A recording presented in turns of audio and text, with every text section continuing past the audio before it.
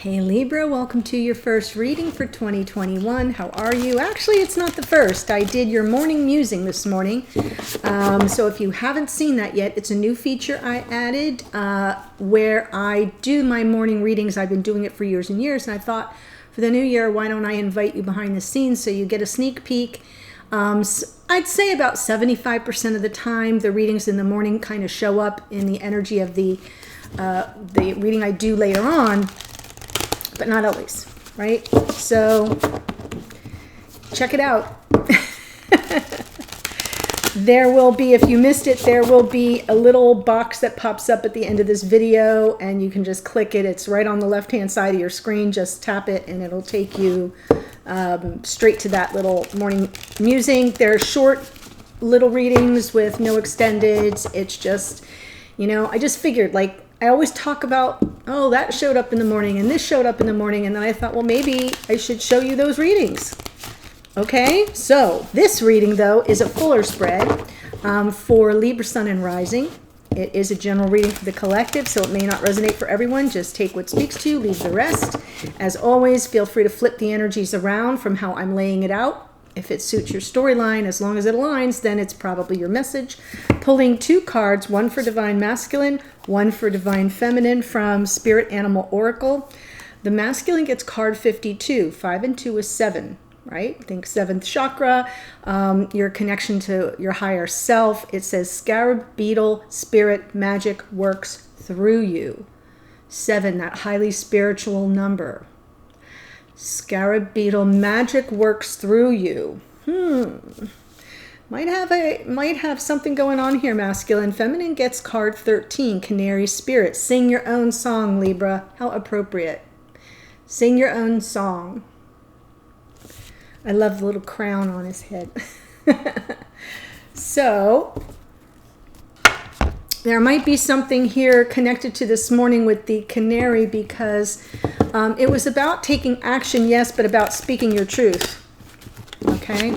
So there was something with communication and taking action, even despite maybe some fears and insecurities about it. It's time to act. That was it. Time to take action. All around some communication of a truth. That's why I bring up the canary spirit. Sing your own song. Okay, one little card for you from Soul Notes. Awakening. I am joyously awake and aware and ready for anything. I love it.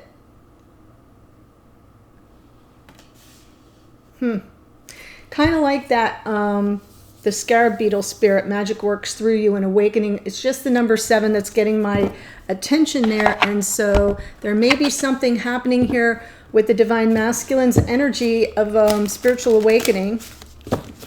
That would be nice. Okay, so let's see what is going on in your connection, Libra. Hope this finds you well. If you're new to the channel, welcome. I hope if you enjoy the reading, you will subscribe. That way, and click the bell so you get notified of the morning musings and you don't miss them. Ah, yes, awakened indeed. 4 of Wands. Divine Masculine stepping into the reading in the energy of the 4 of Wands. That always makes me feel the 1111 card is what we tend to call it. And the feminine, right? Laying down a heavy burden. This is offloading some negative karma, something that's has been weighing heavily upon the feminine. 10 of Wands. I like the 10 of Wands here, especially in a new year, because to me it sort of sets the stage that there's been a completion. And maybe that's why the Ace of Wands came out this morning twice. So, right, because the 10, the 0 drops off and we reset to the Ace. Oh, beautiful. Temperance in the past. Here's the 8 of Wands that came out this morning. Wow. And there's the Moon. For those who watch the reading, you know, you see it. You know what came out this morning.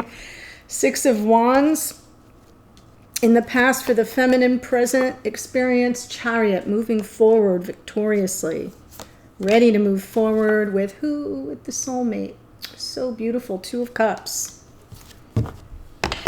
I can dig it. So I think what I really like here is both these cards here happen to be travel cards. So I will just say that for some of you that might be important. but I almost feel as if you're both ready to kind of charge forward. There's a lot of passion in the Eight of Wands. As a card of communication, it's about, it's passionate. It can be flirtatious, but there's like a feeling here of a push, an energy, like there's something's building, momentum is building.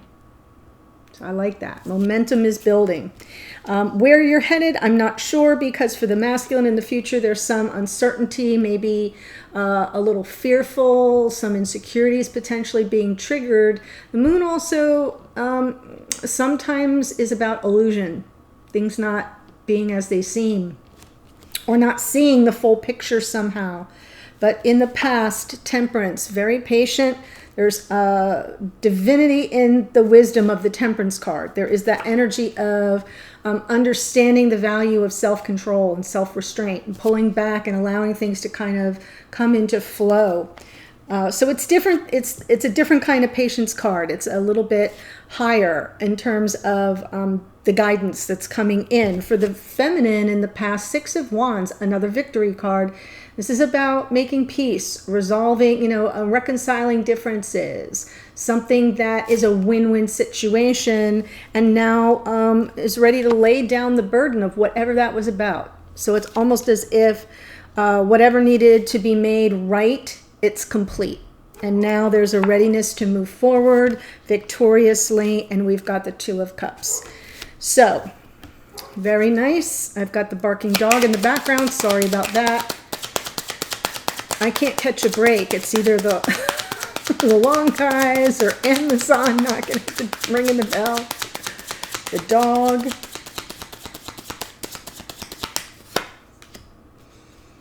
Wow. Knight of Wands. So that's Sagittarius, as is the Temperance cards. Lots of Sag energy right here. This is, this is taking action pretty passionately with, it's noble, but it's interesting to me because in the past, the masculine sort of slow-rolled things, kind of controlled their urges, their temptations. That's what the Temperance card is all about. Here right now, they're like, nope, I'm ready. I'm ready to move toward my divine counterpart with passion. Could be someone coming back from the past or them to this feminine. Yeah, not giving up. I like the Nine of Wands in this position because it's saying that this has been a long time coming and the time feels right now. Not giving up, pushing through, persevering against all odds energy here. What's on the bottom? Transformation. Scorpio energy of the Death card. So I think the being that the transformation card is underneath, it's not really in the conscious awareness, but whatever has changed for this masculine is sort of the impetus for them to move forward in the energy of the Knight of Wands. Like, against all odds, I'm going to push forward. And it looks like it's claiming the Four of Wands card, doesn't it? If you just look at it visually. I took a course many years ago on visual tarot where you just learn tarot. I didn't learn this way, but I took it just to see if I could pick up anything new, where you just look at the cards and the images and the directions people are facing and all the little details in the cards, and that just caught my attention. So something stuck.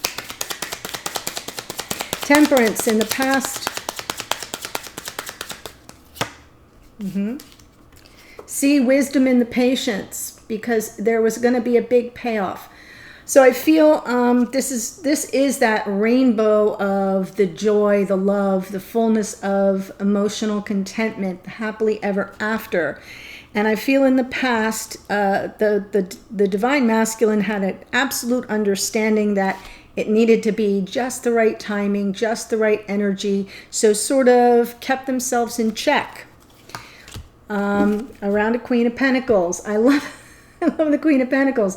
Feminine archetype of life partner, but in the morning reading, she came through. It's all about like self-care, right? Really getting very stable in your own life, very grounded. But this is someone who kind of has it all together and is someone you can count on and depend upon. That's why she's the feminine archetype of life partner. So here, this sort of feels to me like you know, coming together in that energy of life partnership. And now we have the Four of Wands. And the Eight of Wands is communication, could be some travel. The Knight of Wands as well.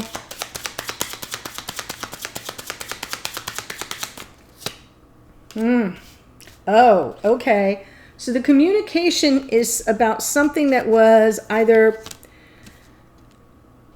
oh, wow, Two of Swords and the Seven of Swords, getting clear about something that either was perceived as a betrayal, or maybe there was something that wasn't truthful.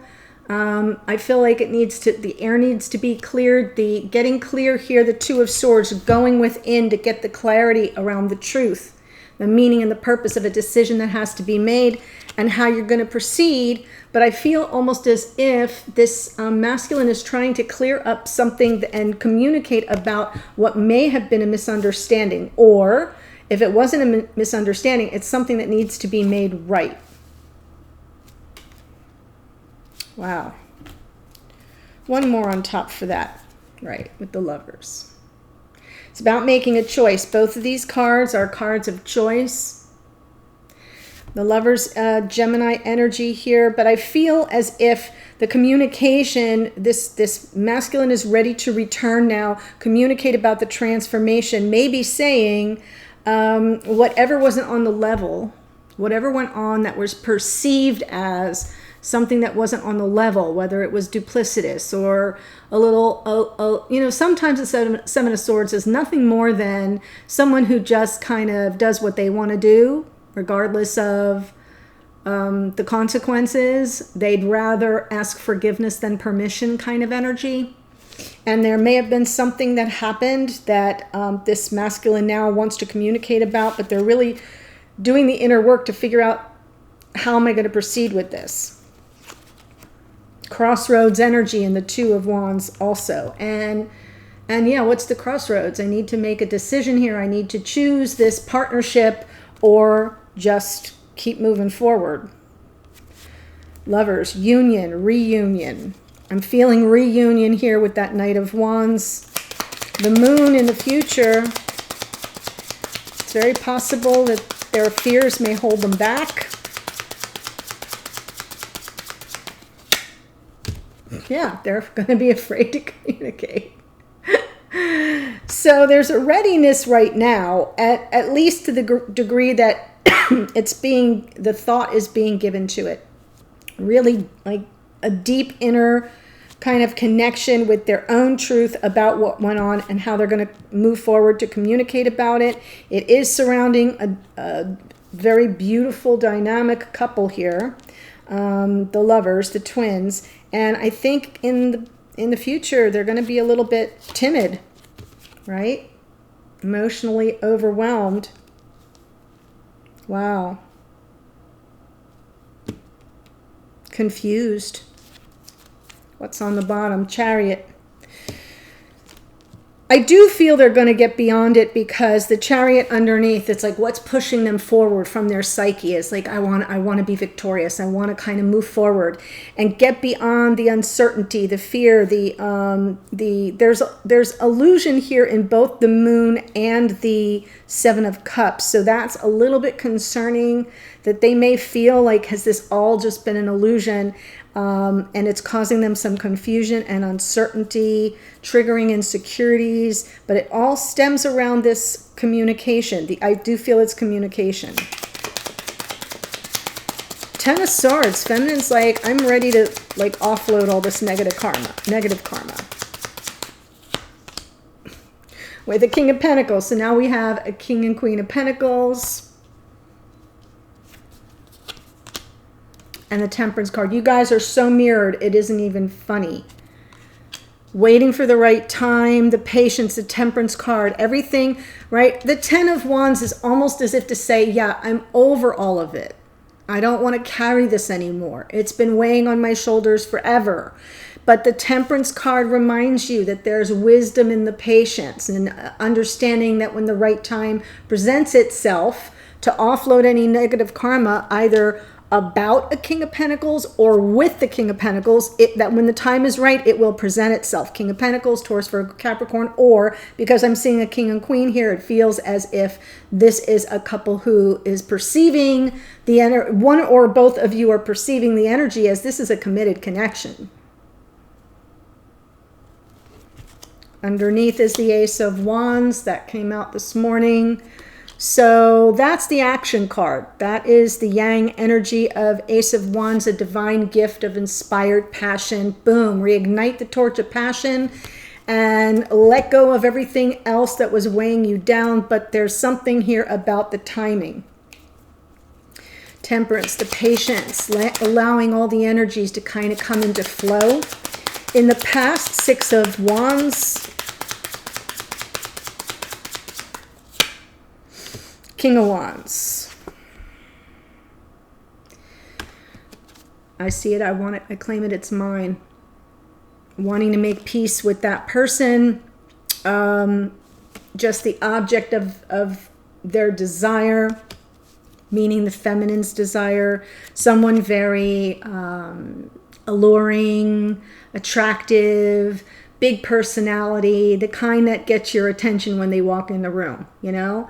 Regardless of how they look, it's just the way someone carries themselves is the energy I feel is coming through here in this King of Wands in this position in the past, wanting to kind of reconcile with someone that they're very attracted to, have good chemistry with.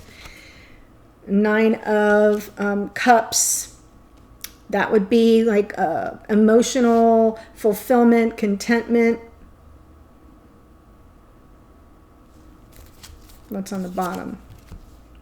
Ace of Cups.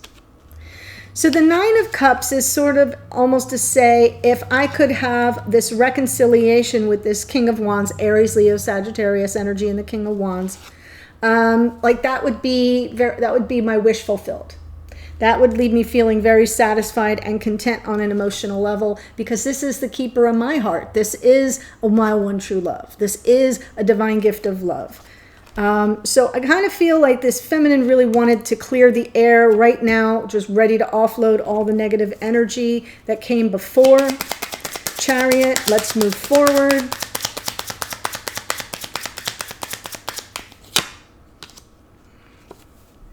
What's stopping the Chariot is the focus on regrets of the past. What's gone wrong in the past, what mistakes were made. This is a sense of loss and grief, but it's backward facing. If you notice, you know that I call your attention to the fact that if this person turns around, there's the Two of Cups right behind them. There it is. So all hope is not lost, but for now, the Chariot can't move forward until you resolve the issues from the past, whether it's regrets, mistakes, or a sense of loss or grief, sadness, weighing you down. And I feel the feminine wants to move forward, wants to offload it, but understands that's why the Temperance card is there, understands that the timing has to be right.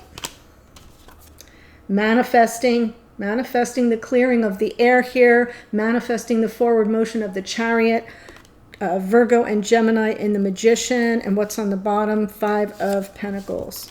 So I'm taking the Five of Pentacles because I feel that there was either some ghosting here or just a sharp end to your communication, to your togetherness. This is kind of being left out in the cold, not being able to access the warmth of the union, of the connection. So I feel as if underneath the Five of Cups and the Five of Pentacles, the two fives, that's where the difficulty is. That's where the struggle is. Fives are about change, instability. The Five of Pentacles can also be feeling devalued to some degree. Like, how am I being viewed? How am I being valued? And so this has been difficult, but I do feel that this feminine is trying to manifest forward motion, like getting beyond the pain of the past, the rejection, the disappointment.